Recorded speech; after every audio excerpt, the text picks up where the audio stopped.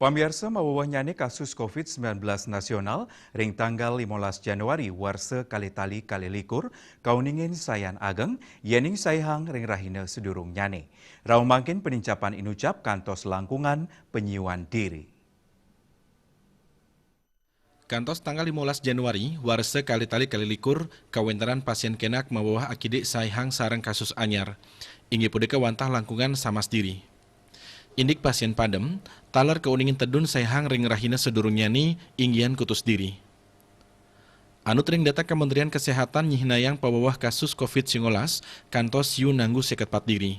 Dados nyani wilangan kumulatif ipun langkungan petang tali diri.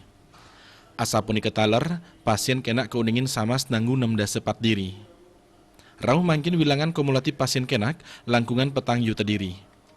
Indik pasien padem, keuningin ninca petang diri, dados nyani wilanganipun wentan langkungan 1 tali diri, dawak pandemi ngelimbak ring bulan Maret warse kali-tali kalidasa.